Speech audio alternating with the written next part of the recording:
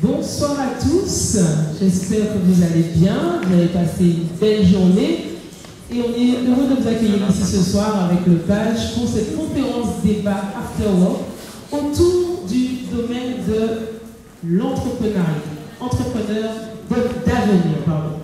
Sans plus tarder, pour respecter le timing que nous avons, nous allons tout de suite passer à l'introduction et je vais demander à M. Eddy Chatouron de venir me rejoindre pour faire son mot d'accueil. Il est élu délégué à la jeunesse et président de la commission extra-régionale de la jeunesse. On peut l'applaudir dans cette vidéo. Voilà. J'ai essayé le public, mais je n'ai pas confiance. Je te laisse mon micro. Oui.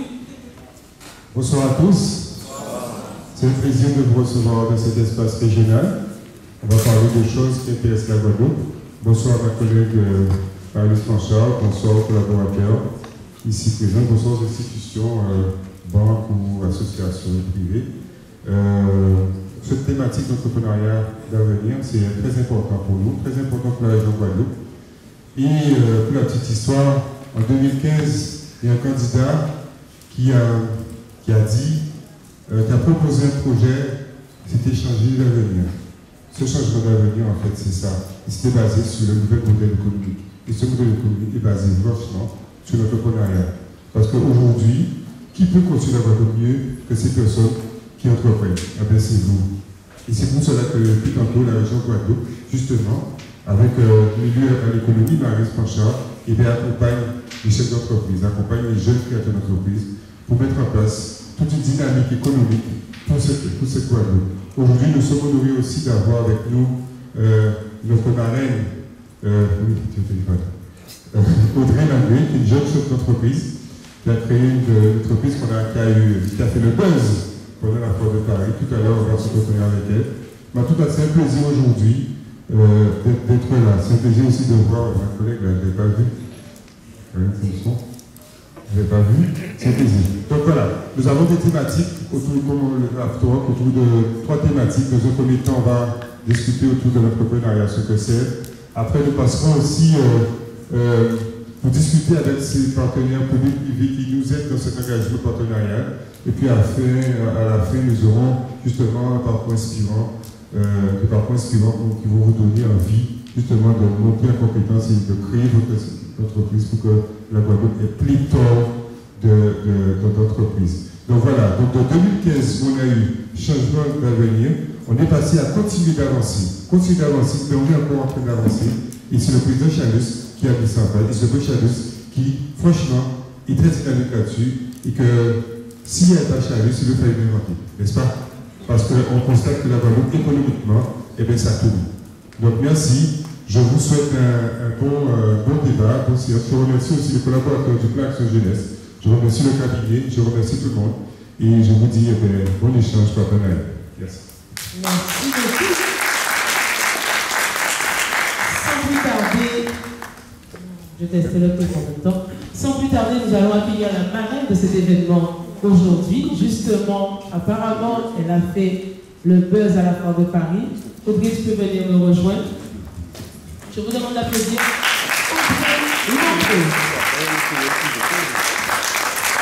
On passe du sang on la connaît en chanson, on la connaît ok. Et là, je constate qu'elle a fait plein de choses pendant que je ne la voyais pas. Tiens le micro, installe-toi, présente-toi maintenant.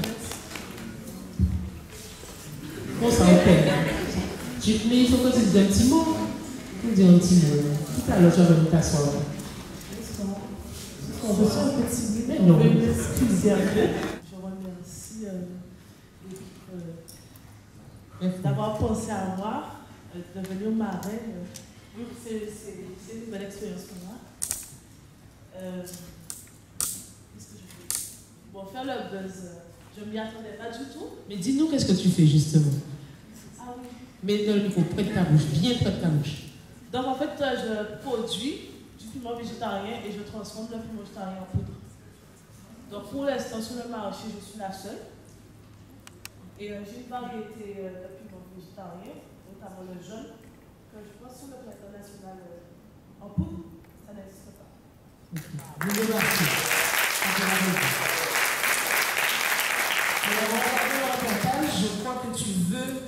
c'est pas dire en poudre, on va dire ça, on dit en poudre, on dit que c'est un condiment d'exception que tu produis. Parce que je me suis rendu compte qu'en fait, nous sommes des gros consommateurs d'épices, et notamment le piment végétarien. Et je sais pas faire plus. On dit pas les gens, on dit ça, on dit pas ça, on dit. Si on veut pas l'anglais, on a l'anglais aussi bon. Donc en gros, en fait, on a regardé tout partout, et on voit qu'il y a un piment espelette, piment cayenne, mais un piment de végétarien, donc on dit, et on regarde aussi, on fait des recherches aussi, tout ce qui est épices, notamment poivre moulinard, on découvert qu'il y a après du poivre qui a dedans. Si on regarde les internet, on peut trouver qu'il y a dedans. On mélange ça avec des créments. Oui, comment tu l'as là? On peut faire recherche sur internet. On parle de épices, on dit ouais, c'est naturel, alors que nous on mélange à mouton, on mélange à sucre, on mélange à exosote, donc on parle de et on dit bon, c'est un marché encore, et on commence à l'avoir de petit, donc on pâtisserie le haut de gamme. Je ne vais pas me voiler la face, je ne pourrais pas mener toute la palette, toute la boîte. Donc, moi, c'est qualité que quantité. Ça s'applaudit.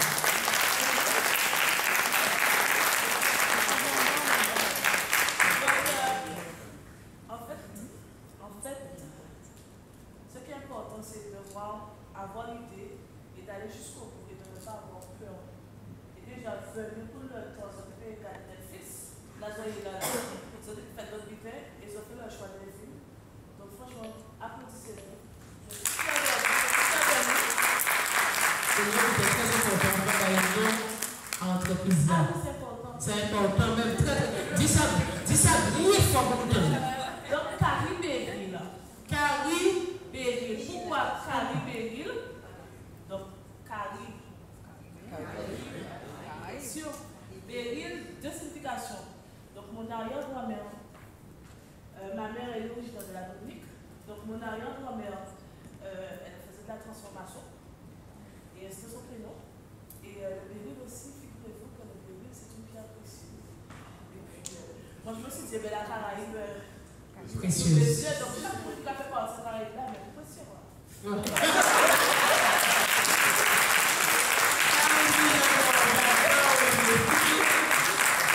voilà, pour terminer, c'est vrai que j'ai précisé Audrey Langlais, mais je pense qu'avant ma naissance, j'étais déjà prédestinée à la couture, donc Langlais, fertilisant. On peut applaudir le camarade, s'il vous plaît. Merci, Audrey, garde cette authenticité, mais ça même beaucoup à faire. Alors, nous allons passer tout de suite au premier tableau. Nous allons définir qu'être entrepreneur, s'il y a une définition. Est-ce qu'il y a une différence entre entrepreneur et chef d'entreprise? Et si oui, quelles compétences et aptitudes caractérisent un entrepreneur par rapport à un chef d'entreprise? Les phrases sont longues, mais ne vous inquiétez pas, on va parler de ça de manière simple, concise, digeste. Et en fin de session, des 3 sessions, vous pourrez poser toutes vos questions sur l'ensemble des thématiques que nous aurons vues ce matin. Enfin, ce soir, ce soir. Je vais d'ores et déjà demander à Madame Marie-Luce Ponchard, deuxième vice-présidente de la région Guadeloupe, présidente de la commission économique, recherche et développement économique, social et solidaire de l'Union, nous rejoindre sur ce plateau.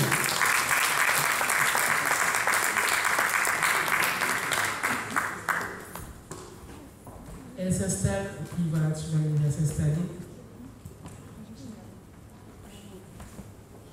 Va l'accompagner sur ce plateau Monsieur Nanette Yann, conseiller en stratégie d'affaires administrative cabinet ARO. Entrepreneur également. Bonsoir, bienvenue, installez-vous. Installe-toi. Souverain Naomi, expert comptable mémorialiste de le cabinet VS Conseil.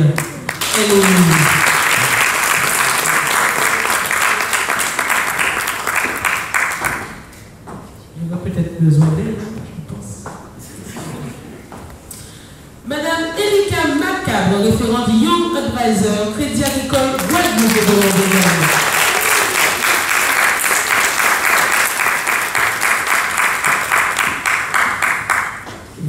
Tu es fan? Ah ouais, la fan. Enfin, nous allons accueillir Valcy Lafage-Guilaine, psychologue clinicienne du travail, GVL Conseil. Ah, c'est le stop. Ceux qui sont arrivés en retard n'ont pas la ref. Tu te mets où tu veux. Ah ben, je vais demander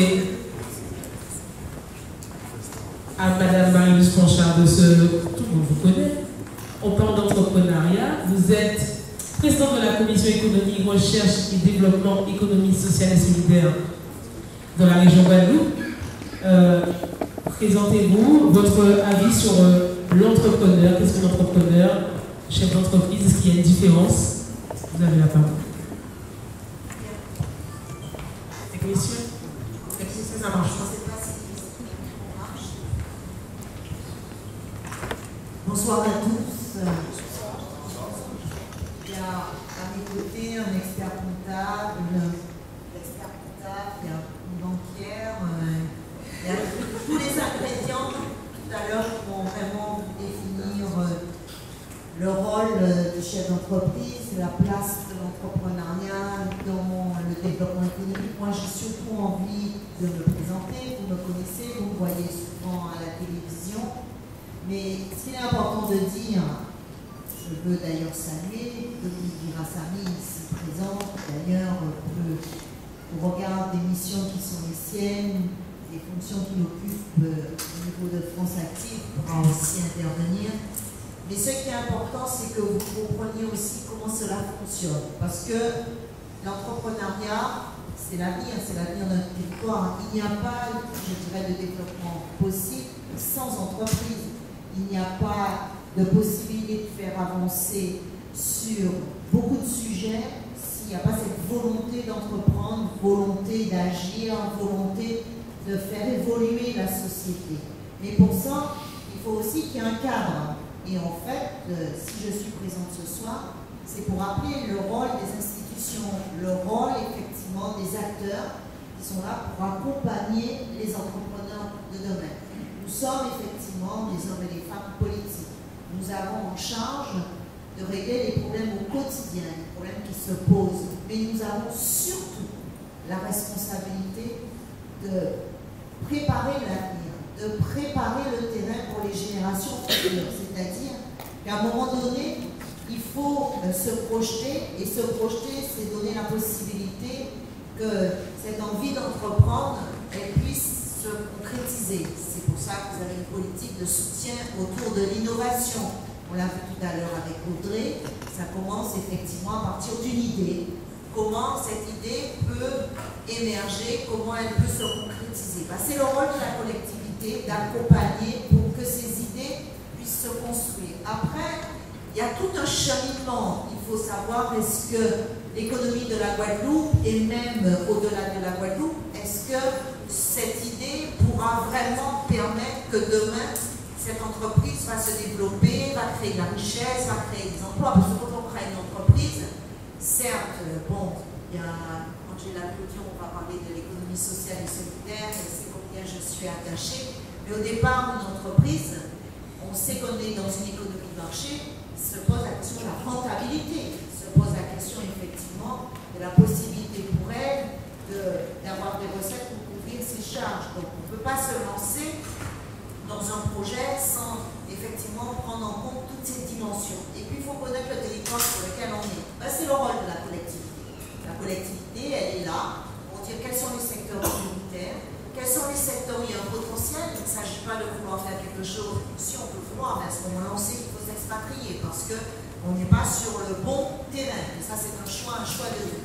Mais la collectivité est là pour dire quels sont les secteurs d'avenir, quels sont les secteurs qui sont prioritaires au regard des besoins, au regard effectivement du potentiel, et à partir de là, au travers de ce qu'on met en place, au travers des schémas, la collectivité, elle décide de soutenir plus une activité qu'une autre. Vous voyez bien tout le soutien au tourisme, tout le soutien à l'agro-transformation, tout le soutien ce qui concerne la transition écologique, parce qu'on sait que c'est la collectivité qui pousse, qui soutient, qui met en place des aides.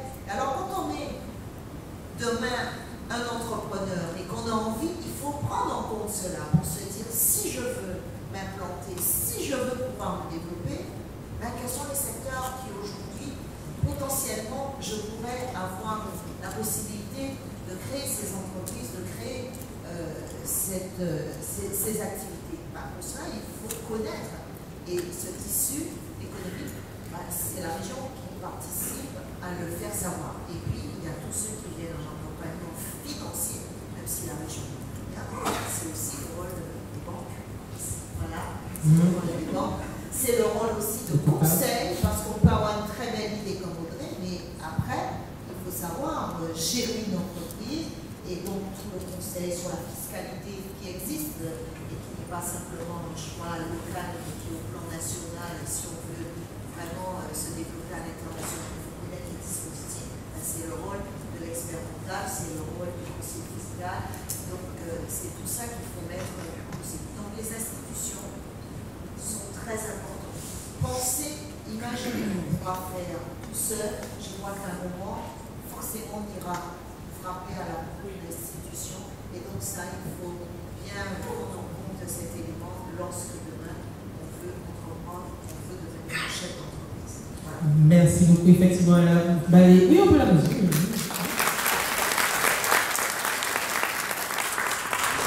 Elle a balayé effectivement beaucoup de domaines. Je vais passer le micro sans plus tarder à l'homme de ce plateau. Tu peux seul.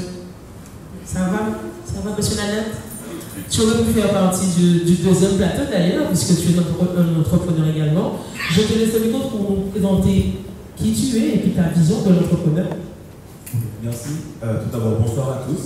C'est vrai que vous l'avez dit tout à l'heure, c'est vraiment impressionnant de ce côté. De voir tout le monde. Je formule des réactions. Alors, je suis Yann Nanette pour commencer. J'ai créé une entreprise qui s'appelle le cabinet ARO, Analyse et Réflexion pour Objectivation, qui est une structure d'accompagnement en stratégie d'affaires et en stratégie administrative. J'ai été entrepreneur, je suis encore entrepreneur bien avant cette structure. J'ai pu créer un salon de coiffure en amont, j'ai pu créer un restaurant qui est encore actif, dans le salon de coiffure a dû péricliter issu du Covid. Mais voilà, ça fait partie de la vie de l'entrepreneur. Et vous avez posé la question tout à l'heure de y a-t-il une différence entre un entrepreneur et un chef d'entreprise? L'expérience, et c'est mon opinion personnelle, l'expérience me prouve que oui. Je perçois l'entrepreneur déjà au sens étymologique, sachant que le terme d'entrepreneur n'existe pas par lui-même, mais c'est une proposition de deux locutions latines qui sont inter et je m'excuse déjà auprès des latinistes pour ma prononciation, de prendere et de prendere, qui sont des locutions latines qui sont des acceptions pour la première, le fait de se saisir de quelque chose, de l'objectif de s'en accaparer. Et la deuxième proposition, c'est se saisir de quelque chose, mais dans l'espoir de maîtriser cette chose. Et je pense que la combinaison des deux permet d'avoir une vision claire de ce qu'est l'entrepreneuriat, de qui est l'entrepreneur. C'est celui qui se pose en tant qu'intermédiaire, selon moi toujours, se pose en tant qu'intermédiaire entre des ressources identifiées et le client final. C'est celui qui, à l'instar de Mme André, qui vient tout juste d'expliquer son idée, a perçu un potentiel. L'entrepreneur, ma perception ma conception de cette qualité que j'espère incarner dans mon quotidien, c'est un insatisfait optimiste. Quelqu'un qui voit quelque chose qui est en désaccord total, pas total, mais qui est en désaccord avec un pan de sa société, mais qui a l'optimisme nécessaire pour pouvoir aspirer à transformer à travers sa vision qu'il partagera avec les autres la réalité et en faire quelque chose de plus doux et plus conforme à sa perception des choses. Merci beaucoup. Je ne peux même pas synthétiser. Tout de suite, je vais passer la parole à Souverain Naomi, expert comptable. Alors, mémorialiste. Pourquoi mémorialiste? Dans le cabinet VS Conseil, mon cabinet comptable, encore si jamais je peux avoir une réduction quelque part, c'est jamais.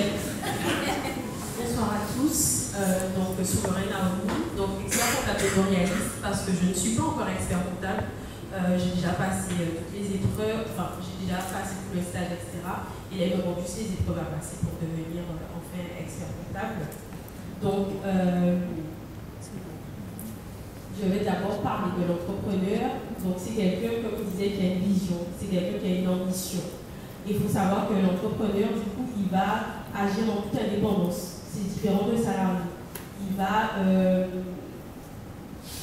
sans avoir en fait d'ordre et de subordination, créer quelque chose. Il a une vision. Et de passer d'entrepreneur à chef d'entreprise, il y a un processus. Donc d'abord on a une vision. Il faut avoir le cran et le courage de mener avec cette vision-là pour la transfuser à tout le monde. Et du coup, quand on veut devenir entrepreneur, donc parfois on a des objectifs différents.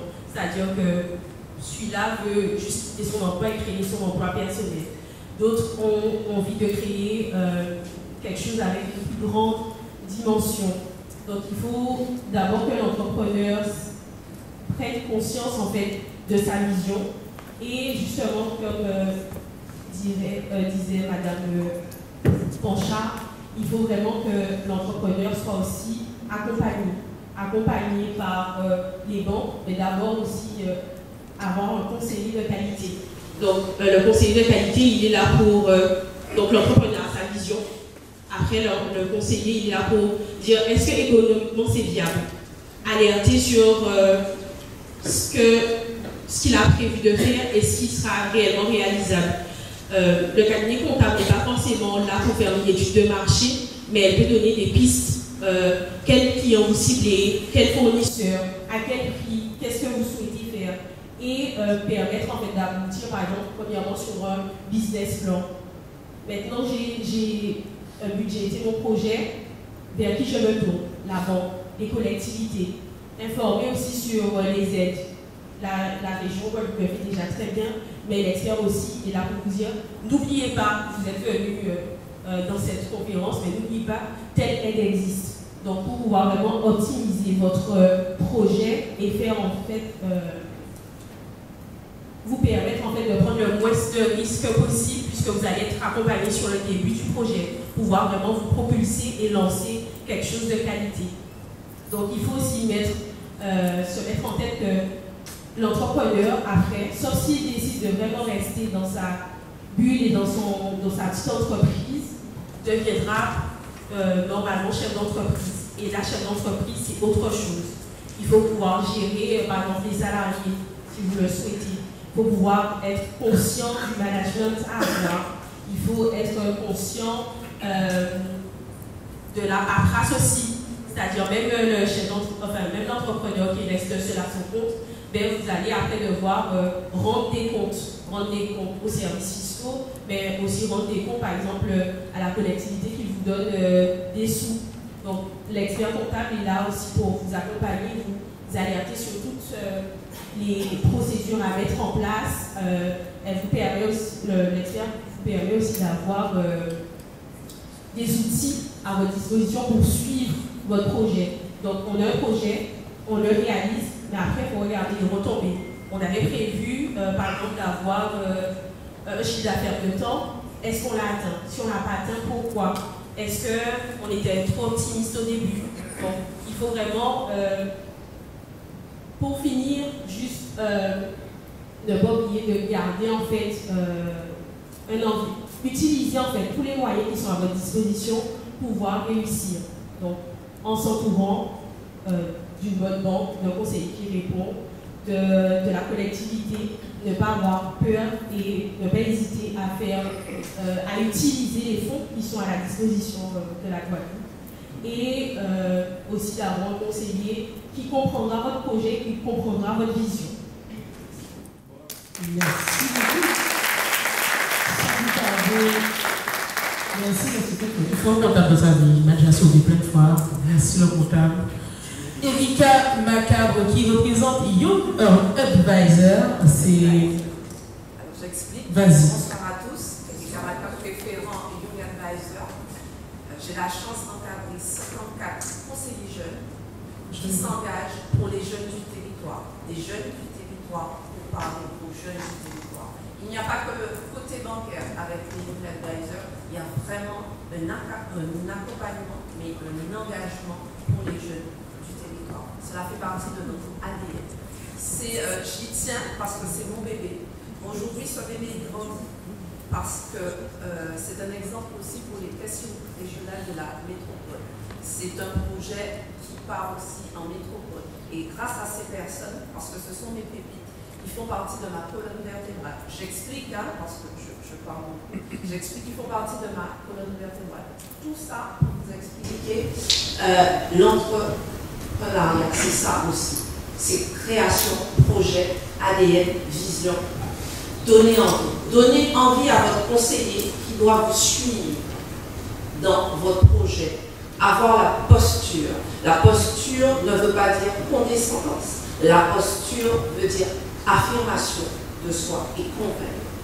Chef d'entreprise, vision. Vision partagée. Raison d'être de l'entreprise.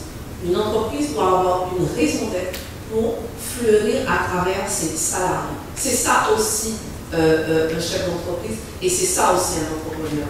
L'accompagnement, on peut le faire. Une banque peut être accessible à tous.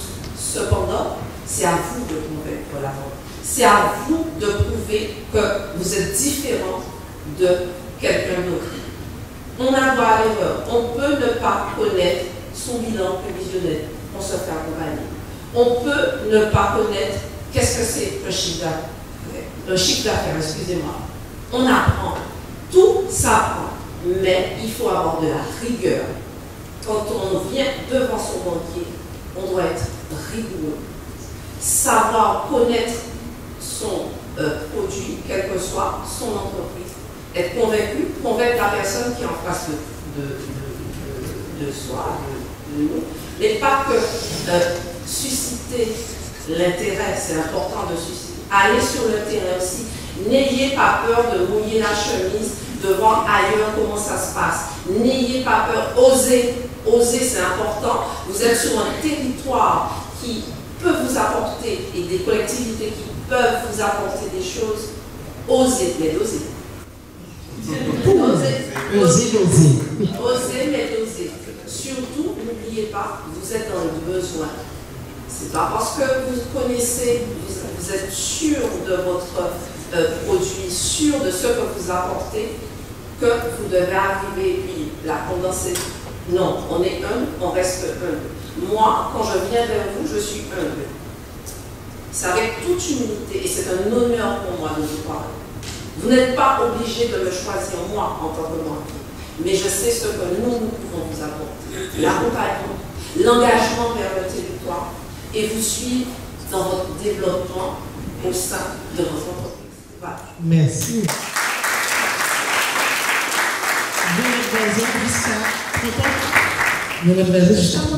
Jusqu'à ok, tu as 30 ans. Sans plus tarder, Madame Golsi Lafage-Guilaine, psychologue clinicienne du travail, c'est la même question. L'entrepreneuriat, votre métier, est-ce que vous êtes confronté à des entrepreneurs? Est-ce que vous faites une différence entre entrepreneurs et chefs d'entreprise? Alors, les visions. Alors, les entrepreneurs, ce sont des personnes qui ont effectivement des idées. Quelquefois, ce sont des personnes qui grandissent au sein de familles d'entrepreneurs. Ça arrive pas mal. Et puis qui héritent de commerce, de structures qui prennent la suite. Il y a des jeunes qui ont grandi avec cette éducation, cet encadrement qui permet de leur donner envie, qui crée la motivation chez elles et donc de prendre la suite parce qu'ils ont ça dans l'ADN, on l'a dit tout à l'heure, ça coule dans le sang, donc ils ont reçu en héritage cette envie d'aller plus loin, de porter des idées un petit peu plus loin. Et puis vous avez des jeunes, des personnes qui veulent, il y a plein de cas de figure, vous avez des personnes qui veulent sortir du salariat parce que elles aspirent à autre chose, elles veulent avoir une certaine liberté de choix, elles ont des idées qu'elles veulent concrétiser finalement, elles veulent passer à un autre niveau et elles ont observé peut-être, elles ont remarqué et quelquefois, alors, on n'a pas l'exemple ici, mais quoique la marraine tout à l'heure nous a expliqué qu'elle a remarqué qu'il n'y avait pas certains produits sur le marché. Il y a plein de situations dans ce cadre-là où on observe, on remarque qu'il y a des besoins qui ne sont pas assouvis, et puis il y a des entrepreneurs qui créent le besoin également. Il y a plusieurs manières d'agir. Et donc, vous avez aussi des jeunes qui ont envie, qui sont, j'allais dire, qui sont poussés, mais qui réfléchissent à un avenir pour le territoire, qui réfléchissent à se donner une liberté, mais comment? Donc, qui se disent, ok, on va observer même ce qui se fait ailleurs, ce qui se fait sur le terrain, mais quelquefois tout près de chez nous, mais autrement également. Donc, on parle d'une idée qu'on a observée, mais ça crée une émulation, et en fait, on voudrait bien faire autrement. Donc, il y a plusieurs manières d'y arriver, et je vous dis tout de suite, tout le monde peut être un jour entrepreneur. Ça n'est pas fermé à qui que ce soit. Par contre, effectivement, on l'a dit tout à l'heure, de l'idée qu'il faut transformer, il faut arriver à un produit ou un service qui réponde à un besoin, qui soit accessible à la population, ou en tout cas à la cible qu'on aura visée. Et donc, voilà, tout le monde peut, soit par héritage, soit par passion, soit par formation, parce que de plus en plus, Madame Cochard l'a dit, il y a des besoins sur le territoire. Et donc on éduque de plus en plus jeunes aussi. Il y a des rencontres dans les collèges, dès le collège, où des entrepreneurs se rendent auprès des élèves pour susciter chez eux cette envie de créer, cette envie d'aller, d'innover, cette envie de proposer autre chose sur le territoire. Donc voilà, c'est pour l'instant ce que je voulais dire. Merci beaucoup. Merci pour ce groupe de Madame Cécile Myriam, directrice de la croissance verte, également de la région Guadeloupe.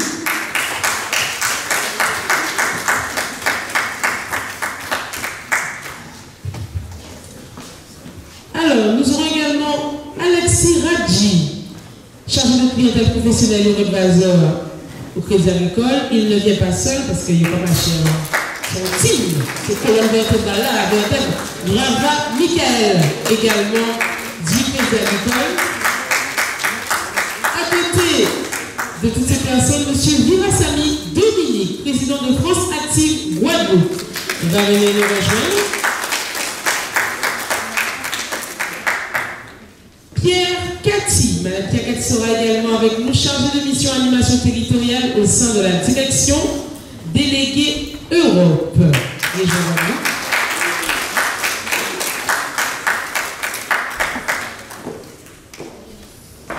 Et enfin, Dirumel Kessi, référent groupement de créateurs à la mission locale et conseillère en insertion sociale et professionnelle.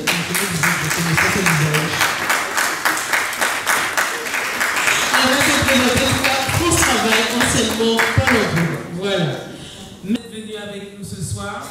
Et sans plus tarder, alors je ne sais pas si vous voulez qu'on fasse dans l'ordre où je vous ai appelé, ou si quelqu'un a envie de prendre le micro. Je vais donner la question, et si quelqu'un a envie de prendre le micro, sinon, je ne sais pas quand le micro, commencez, on ne sait jamais. Alors sur ce deuxième plateau, on parle des dispositifs d'accompagnement au démarrage et au développement d'activités. Alors, je sais que vous avez tous et toutes de nombreux dispositifs. On ne va pas forcément rentrer dans le détail des dispositifs, mais je suppose que dans l'assistance, il y aura sans doute quelqu'un qui correspond à votre domaine d'expertise. Et Madame Angela, voilà, qui parle de l'économie sociale et solidaire. Je sais que c'est un domaine qui est très apprécié et peut-être qu'il y en a beaucoup qui ne connaissent pas. Donc je te laisse le... Collégial, et on parle beaucoup d'intelligence collective, c'est aussi l'illustration de cette intelligence collective au sein d'une structure. Premier pilier. Deuxième pilier, la lucrativité limitée, c'est-à-dire que les salaires sont plafonnés. Certes, on peut faire du chiffre d'affaires, on peut avoir des revenus largement décents, et les banques mutualistes, les mutuelles relèvent de l'économie sociale et solidaire, tout comme les coopératives mutuelles, les associations, qui sont des structures de l'économie sociale et solidaire, mais la différence entre le salaire le plus haut et le salaire le plus bas, il y a 10 SMIC, on ne peut pas dépasser 10 SMIC. Un SMIC, c'est 1 700 € brut à peu près. Donc vous voyez bien qu'en un mois, avec 17 000 € qui peut arriver sur le compte en banque, largement, on peut se rémunérer décemment avec une activité qui aura été bien sûr préalablement bien travaillée, étudiée et avec une étude de marché dont on a parlé tout à l'heure. Donc deuxième pilier, la lucrativité limitée. Que dire de plus? Gouvernance démocratique. On a aussi troisième pilier, l'utilité sociale qu'on ne doit pas oublier, puisqu'on a une population qui est à 34% qui vit en deçà du seuil de pauvreté. Donc une population qui connaît malheureusement une certaine souffrance sur un territoire qui est petit et qu'on ne peut méconnaître et qu'on ne peut on ne peut pas ne pas le voir, j'ai envie de dire. Donc ça, c'est être utile à l'autre, entreprendre certes, mais apporter quelque chose à son prochain, apporter quelque chose à son territoire. Et là, on parle d'utilité sociale. On peut parler également de répondre à des enjeux de territoire, des enjeux de transition écologique, qui permettent de développer un territoire. Et là, on répond aux critères de l'économie sociale et solidaire. Donc en gros, c'est ce qu'il faut retenir, ces 4 principaux piliers. Après, une entreprise de l'économie sociale et solidaire, qu'il s'agisse d'une association, qu'il s'agisse d'une société commerciale, parce qu'il faut savoir qu'on peut aussi relever de l'ESS et avoir une société commerciale, elle doit répondre à ces critères, mais elle doit avant tout reposer sur une analyse, étude de marché, un business plan, être accompagné, bénéficier de conseils, de comptables, solliciter les banques, solliciter également les demandes de subventions, et donc comme toute entreprise du secteur marchand, avoir cette logique de viabilité économique pour l'activité qui aurait été choisie. Ce qu'on peut dire, c'est que la différence, c'est qu'on répond vraiment à des besoins qui n'ont pas forcément été satisfaits et qui ne sont pas a priori d'une rentabilité, on va dire, exorbitante, et que le secteur classique a délaissé. Mais pour autant, quand on a cette fibre-là et cet engagement, on investit, et c'est aussi tout l'engagement de la région Guadeloupe, et la présidente de la commission l'a rappelé. C'est un engagement fort de la collectivité de soutenir ce secteur de l'économie sociale et solidaire. Merci beaucoup. Alors oui, du côté de la croissance de l'économie verte dans sa globalité, comme l'a rappelé la présidente Marius Fanchard, la région fixe un certain nombre de priorités pour vous en tant qu'entrepreneur, que vous puissiez rebondir entre guillemets sur des opportunités, des leviers de développement qui sont présentés bien sûr sur le territoire. On ne fait pas ça de notre côté, tout est fait de manière concertée. Et s'agissant du secteur agricole et de l'agro-transformation, 3 grandes priorités à retenir. La question de la souveraineté alimentaire. Donc, il faut produire en quantité, en qualité, en diversité sur notre territoire. Donc là, je parle de la production primaire. Deuxième priorité, c'est de pouvoir gérer le risque. On est sur un territoire à fort risque. Donc, du coup, la question de la gestion du risque est un sujet à part entière. Donc, vous, en tant qu'entrepreneur, soit du secteur de l'innovation, soit du secteur de tout ce qui a trait à la prédiction et à la prévention des risques. Nous sommes aussi ouverts à développer des dispositifs conséquents. Et le troisième axe, c'est tout ce qui a trait à la valeur ajoutée. On parle de souveraineté alimentaire, on oublie souvent la question de la souveraineté économique, qui qui se fait au travers des filières export, des filières émergentes. On a l'exemple de la marine aujourd'hui qui développe certes un produit de niche, mais un produit à forte valeur ajoutée. Ou bah là. Et donc du coup, ben, voilà, c'est tout ça qui va créer aujourd'hui la priorité. On a des programmes qui sont établis sur un laps de temps. Donc celui qui concerne ces fameuses 3 priorités qui concernent l'agriculture est établi à 2028 par exemple. Et tous les porteurs de projets qui sont embarqués dans ces 3 grands sujets, ce sont des grands sujets, vont pouvoir effectivement trouver des dispositifs qui leur permettent effectivement de trouver des financements. Les financements vont permettre l'accompagnement à l'investissement essentiellement, vont aussi permettre en relation avec nos collègues, parce qu'on oublie souvent, mais un porteur n'arrive pas avec je veux un équipement agricole, point barre. Il a peut-être effectivement un projet global qui a trait de la performance économique avec l'investissement, certes, donc chez nous, mais il va peut-être effectivement me demander une porte ouverte chez Angela Clodion, donc du côté de l'ESS. Il aura peut-être un besoin du côté de la formation, de l'emploi, et donc la région aussi a des, je vois Madame Nirolev qui pourra intervenir, mais voilà, il y a un panel de mobilisation, de levier d'accompagnement des porteurs de projets qui doit effectivement être mobilisé quand un porteur se présente à nous. Bien sûr, on a les aides européennes qui sont le financement principal. Pourquoi on dit principal? Parce qu'il va vous permettre de vous accompagner avec des financements, des taux de financement intéressants, pertinents, et donc ça ne faut jamais le négliger. Mais comme l'a dit Madame du Crédit Agricole, il faut être structuré. Ça veut dire que chaque financement, chaque contrainte, et l'un des préalables, c'est bien sûr l'organisation, la structuration. Et peut-être effectivement que les aides régionales vont permettre aussi de vous accompagner dans vos premiers pas d'entrepreneur, pour les premières phases d'investissement, avant que vous soyez, entre guillemets, suffisamment costaud pour aller sur des financements plus conséquents, notamment effectivement les financements européens, qui ont effectivement, certes, des taux d'investissement conséquents, mais qui aussi, derrière, voilà, une solidité financière conséquente et administrative de l'entreprise. Ne jamais négliger, effectivement, la structuration de son entreprise, c'est fondamental quand on veut pouvoir développer à la fois l'investissement, la formation, enfin tous les piliers nécessaires au développement de son entreprise. Côté de la croissance verte, on a plusieurs approches et j'aime bien prendre pour exemple des parcours. On a soit le porteur de projet sait précisément ce qu'il veut. Je vois M. Damas qui arrive avec un projet très construit, et là c'est facile parce que lui-même il est rompu à l'exercice du montage de dossiers. Et puis d'autres fois, on doit l'entourer, donc ça prend plus de temps. On l'a vu avec des lauréats, avec Coco Fiber, peut-être même l'anglais aussi, qui interviennent, où là, effectivement, nos collègues du PAGE, de manière bimensuelle, trimensuelle, enfin bref, sur un laps de temps conséquent, on accompagne le porteur de projet avec différentes structures pour pouvoir effectivement construire avec lui son projet et aller vers les financements ensuite nécessaires. Donc voilà un petit peu, voilà, ce sont des pistes à explorer, des parcours à chaque porte. Voilà, merci beaucoup. Vous pouvez passer le micro à M. Dirassali. Nous le savons, si notre jeunesse n'est pas active, si notre jeunesse n'est pas dans l'entrepreneuriat, notre pays va couler. Donc par conséquent, je félicite ces jeunes qui sont engagés au quotidien pour que l'économie du pays puisse avancer. Alors, avant de parler de France Active Guadeloupe, je voulais juste faire un petit retour sur France Active de manière générale.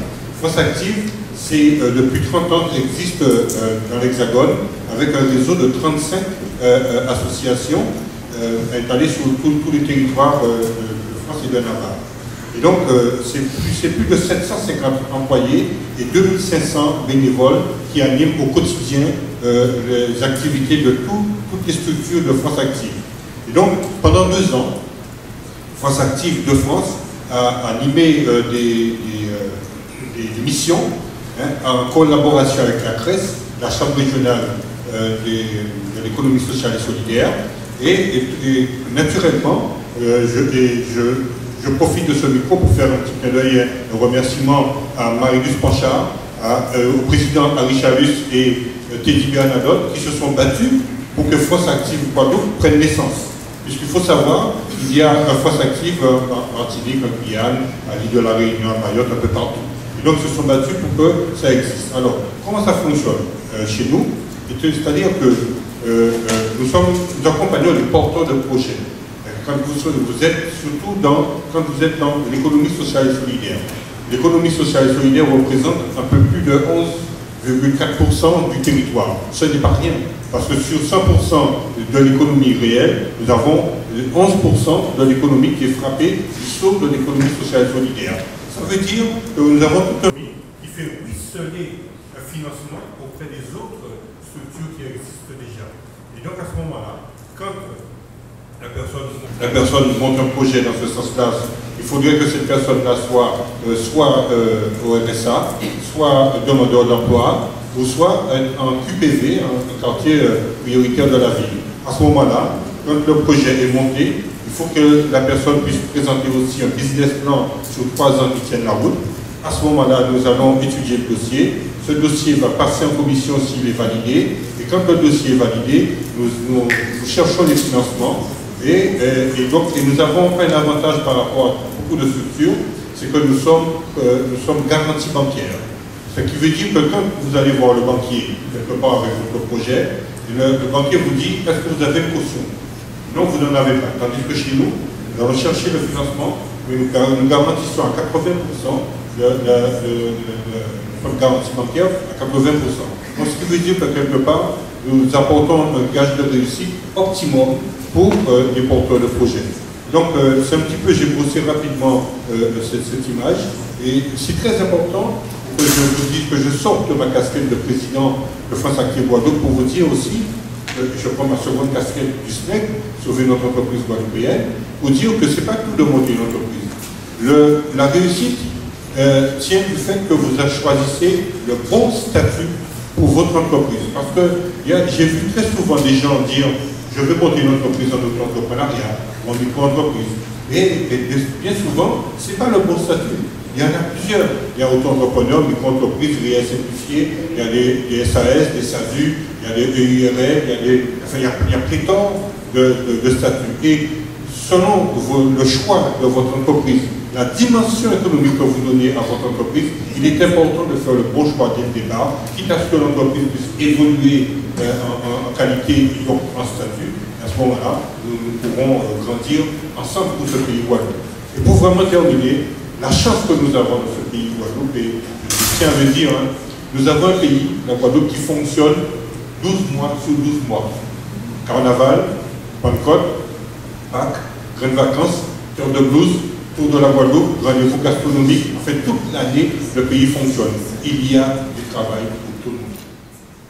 Merci beaucoup.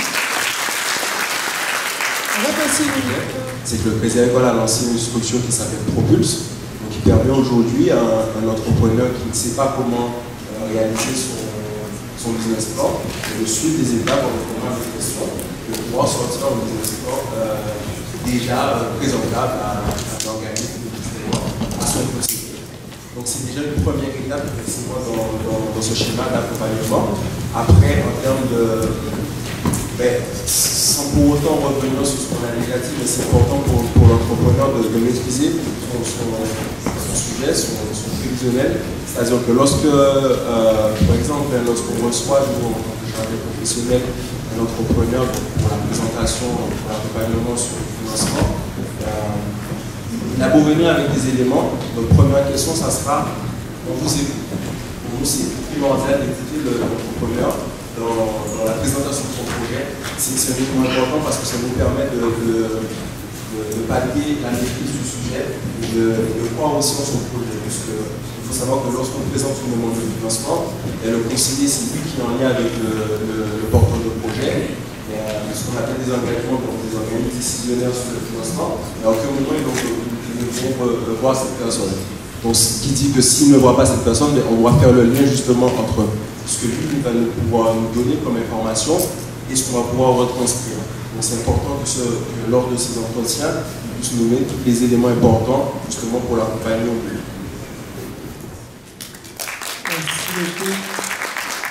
Je le dis à vraiment l'ensemble de mes clients professionnels. parce qu'il faut du courage pour pouvoir entreprendre avec tous les aléas qui peuvent exister. Donc déjà, bravo à vous, à tous les porteurs de projets et entrepreneurs.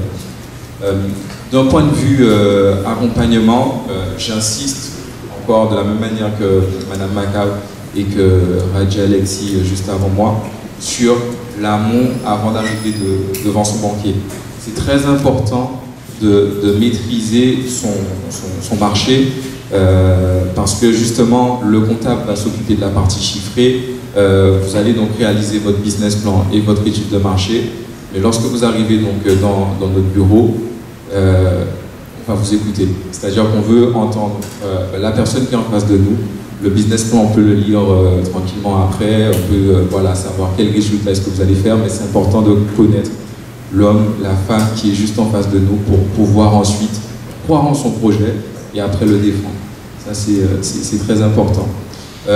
Concrètement, donc, sur les accompagnements, j'ai parlé un peu de Propulse. On a les accompagnements aussi qui sont dédiés aux associations. On a un site qui s'appelle Viaplac, qui a été lancé par le Crédit Agricole, qui est dédié aux associations. On a la structure du village Baïséa aussi, qui a été mise en place au niveau du siège du Crédit Agricole, qui vont accompagner des startups du tissu économique local. Donc, tous ces dispositifs existent et sont là pour aider. Je vais aussi rebondir sur ce que vous avez dit juste avant. Un financement, donc un accompagnement. J'aime bien dire que la banque arrive un peu après le projet, parce que en fait, dans un financement, on va demander très souvent donc, des garanties. Vous allez retrouver plusieurs garanties telles que France Active, comme on l'a dit. Il y a aussi la BPI qui peut être sollicitée. Vous avez Initiative Guadeloupe, exactement, merci beaucoup. La CIAJ, il y en a plusieurs. Donc voilà, tout autour du financement bancaire que vous allez chercher lorsque vous avez construit votre projet, il y a d'autres partenaires avec lesquels on travaille et qui vont vous aider à obtenir ces financements. Je parle d'un point de vue bancaire au sens large. Merci beaucoup. C'est important, avant de parler de financement, de parler en fait de l'action régionale aujourd'hui pour pouvoir mettre en musique tous les dispositifs et l'ensemble des moyens qui sont mis en œuvre pour que les potentiels bénéficiaires puissent identifier les aides dont ils ont besoin. Et ça, c'est très très important. Pour être au cœur du territoire au quotidien, nos territoires fournis d'entrepreneurs qui veulent créer une activité, qui veulent développer une activité, ça y en a. Et il y a une difficulté à laquelle on ne pense jamais, c'est que chez nous, on sait faire. Donc on a pour habitude de vouloir créer seul et de vouloir y aller seul. Et puis à un moment, on se rend compte en fait qu'il manque de la trésorerie dans le projet. Et à ce moment-là, on va faire appel à de l'aide, soit aux dispositifs régionaux, soit à la banque, soit aux financements européens. Sauf qu'en fait, la trésorerie qu'on avait de base comme garantie bancaire qui aurait pu nous aider à candidater, à émarger sur ces fonds, on l'a déjà utilisée.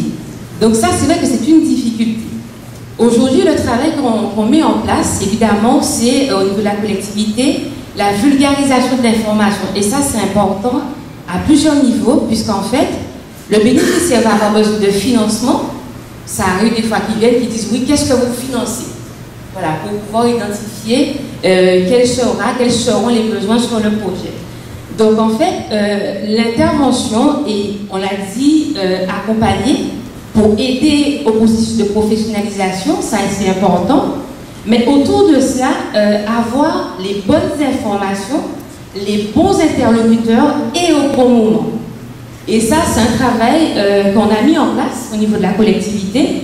Et on a plusieurs dispositifs pour ça. Il y a le réseau rural, il y a les équipes du PAGE. Au niveau des autres directions, on met des animations transversales pour justement permettre, voilà, aux bénéficiaires d'identifier les différentes directions, les différents services. Mais en plus de ça, on s'est attaché à mettre en place des opérations communes avec des acteurs du territoire. Par exemple, on était à France Active, France Travail à Cap-Esther pour les métiers de l'agriculture et du vivant, pour apporter justement notre expertise et comment financer des projets à travers les fonds européens. On avait une manifestation la semaine dernière, il y avait justement France Active qui était avec nous et qui expliquait voilà, comment un agriculteur peut bénéficier d'une aide de France Active. Crédit Agricole était avec nous, etc. Donc, chaque manifestation, chaque événement, on essaie de mettre tout un écosystème en place, premièrement, pour l'ingénierie de projet, parce que ça, c'est important, et après, le financement de projet. Et ce qui est important aussi de dire par rapport à l'entrepreneuriat, c'est que sur nos territoires, on a des personnes qui sont passionnées. C'est-à-dire qu'au-delà de trouver le financement, il faut vraiment envie d'aller au bout de son projet, parce qu'effectivement, on a des difficultés. Le parcours peut être long, mais c'est vrai qu'on a des personnes passionnées. Et c'est vrai, quand un acteur, soit de financement ou d'accompagnement, quand on voit un entrepreneur qui a été jusqu'au bout, on est content de voir en fait, voilà, ce projet se réaliser. Donc le financement, oui, il y en a. Il y en a beaucoup même.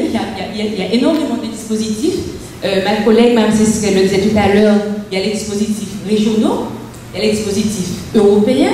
Sur les dispositifs européens, on va financer sur le FEADER toute la partie agriculture, agritourisme, agri-transformation, sur le FEDER, tout ce qui va être entreprise, développement numérique, sur le FES, tout ce qui va être formation, sur le FEDER, tout ce qui va être de la pêche.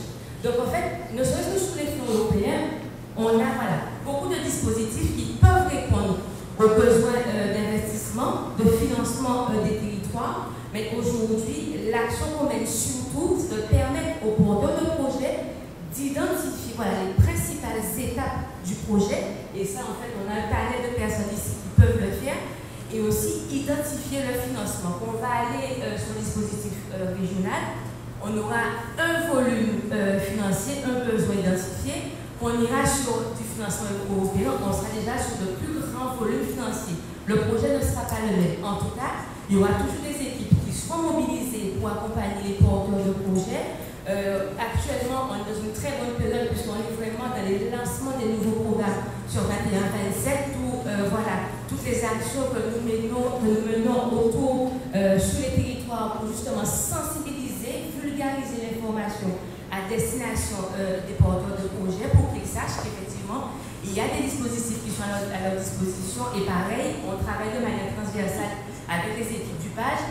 Des fois, ils ont des porteurs de projets qui ont besoin de financement européen, ils les envoient vers moi et versement aussi, moi j'envoie, voilà, c'est vraiment cette synergie en tout cas de direction qu'on souhaite mettre en place pour répondre à toutes les demandes sur le territoire. De toute façon, après, nous avons le côté after work pour pouvoir vraiment échanger. Si chacun a une question là-dedans, on est là, on ne bouge pas. On passe le micro à